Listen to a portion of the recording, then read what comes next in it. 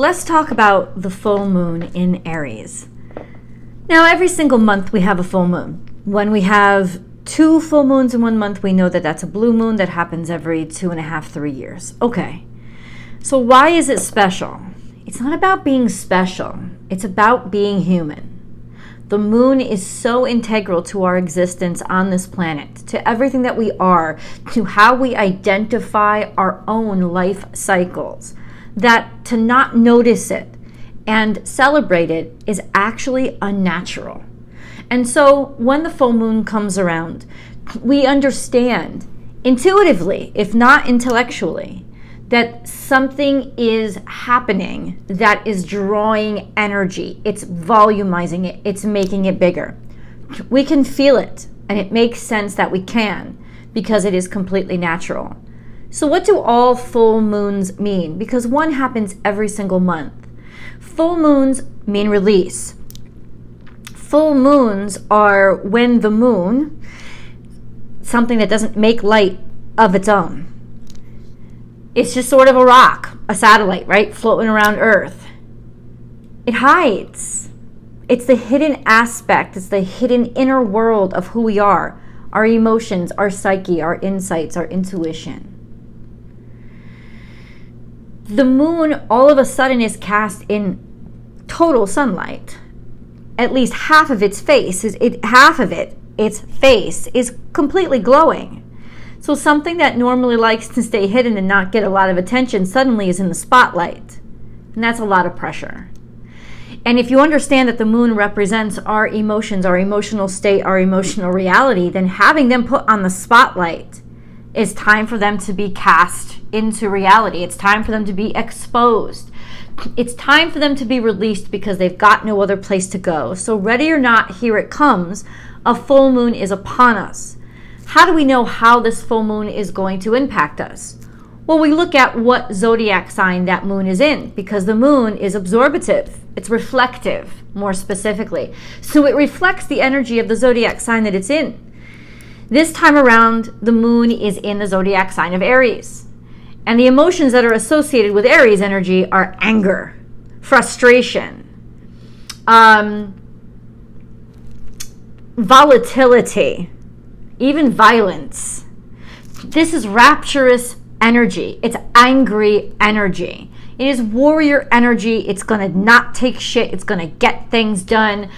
And it is not pretty or nice, but it reminds us that, hey, human beings aren't always pretty and we're not always nice. So, on this full moon in Aries, what we're going to experience is an exorcism of sorts. An expose, a release in nicer terms of this angry energy that has been building up inside of us, but not since last full moon. That's not how moon cycles work. You have to go all the way back to the new moon counterpart of the Aries full moon, which would have been the new moon, the Aries new moon that happened on March 21st. It happened at 0 degrees Aries. So just as the sun entered Aries, the moon did too. At the top of Aries season was a new moon. So this new moon in Aries, what was going on in your life? What was happening? This new moon at 0 degrees Aries was square to Mars, which is the ruling dignitary of Aries. It was square to Mars, which was at 28 degrees Gemini. Mars in Gemini is very take action through words, do something, say something, learn something, know something, intellectual action. Something happened there. This new beginning that was contradictory or challenging to what we were trying to allow in, or a new start we were trying to make happen. Now come full circle to its counterpart full moon in Aries at 5 degrees Aries. So the moon is within 5 degrees of where it was on that new moon 6 months ago in March. In springtime, the top of the spring. Now we have it at the top of the fall. And the moon is no longer with the sun. The moon is in the opposition to the sun. If you're ever wondering about oppositions versus conjunctions, just look at the new moon and the full moon. They are an observable occurrence that demonstrates what a conjunction is and what an opposition is. A new moon is when the moon conjuncts the sun, and that's when the moon goes dark, because it's right on top of the sun. There's no reflection of it. It's dark. Conjunction, they combine energies. And then the opposition is the full moon, when one lights up the other or one reflects the other. So it's really the way to observe. If you work with astrology a lot, you can observe a conjunction and an opposition. You can literally see it happening every single month during a new moon and a full moon. You can see it. You can watch it happening. That's pretty awesome. I kind of geek out about that. But this new moon in Aries is giving us a chance and an opportunity to release. Now, because it's in Aries, this will be very volatile emotions. And if you felt it, and if you are super susceptible to the moon, or if you have your birthday in particular in the beginning of Aries season, the beginning of Libra season, certainly, because that's where the sun is. And certainly it's making squares to the other two cardinal signs. So in the beginning of Cancer season, the beginning of Capricorn season, this is going to be especially pungent for you. Pop off and agitating, irritating, and angry. And yes, you need to let yourself feel it, and you need to let it out. And maybe the problem is that you haven't been letting it out. And that's what stuck. If energy gets stuck and we hold on to energy, other parts in our life will start to crumble too. We will actually get stuck in other areas of our life that we can't explain. So how many of you, we stuck. Like, why can't, no matter what I do, I can't move it forward. Because you're stuck in another part of your life. You're stuck in your energy. Some sort of energetic stuck is here, and it needs the rapture of Aries energy to explode that bitch out of the way. And that's exactly what's going to happen on this full moon. So anger and rage can definitely be something that we experience. And it's going to challenge us to be compassionate with ourselves and with each other. Be compassionate, because you know what? We're all human, and humanity is not always pretty. Now, I'm not talking about violence. I don't want you to do something you can't come back from. I'm saying there's a lot of emotions that are just going to rupture out of you chaotically because they need to. This full moon isn't any major aspect. I actually really like the fact that it's not at the end of Aries season, because that would mean it would have been square to fucking Pluto. That would have been a shit show. But it's not, and that's a good thing. I actually like that. But it is semi-square to the full moon. The full moon itself in Aries is semi-square to Uranus, while the sun in Libra is semi-square to Venus. Now, a semi-square is kind of like a poke, kind of pokes you.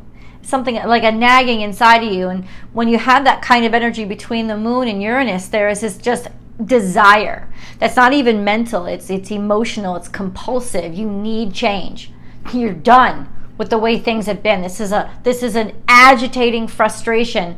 I want change. I need, knowing intuitively, not only like seeking it out. Not only is change going to come, but you're seeking it out. You need it. You need the release. And then the semi-square between the sun and Venus is, I want to be able to enjoy things again. I want to be able to enjoy life again. I want to feel the pleasure. It's like I'm bored. I need to spice shit up, especially since Venus and Uranus are also square. So it's like, I need a change. I want to change. I don't desire the same things as I want to.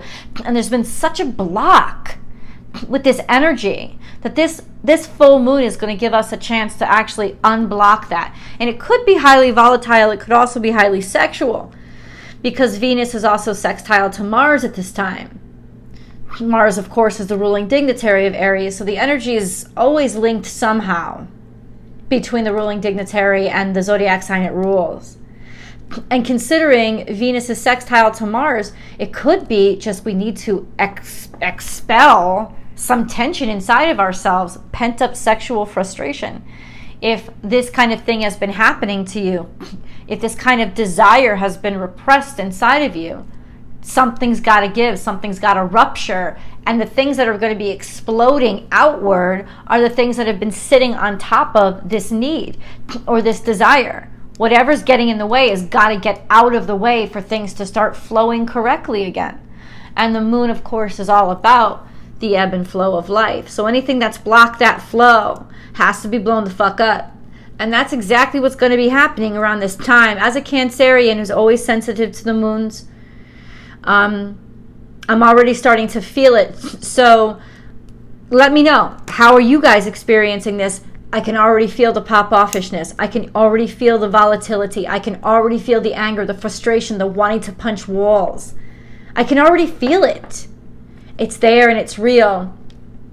And between the 28th, which is today, the 29th and the 30th, I gotta say, you guys, that's what's gonna be happening. A lot of pop-offishness, because a lot of this anger, and this anger, which is really just toxic sadness, has got to be released, got to get out of us, because it's blocking so many other potentials and opportunities in our life.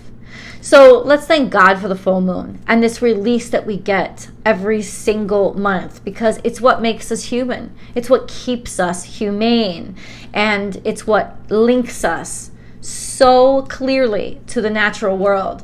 I love you guys. Feel free to leave your comments below. See you in the videos.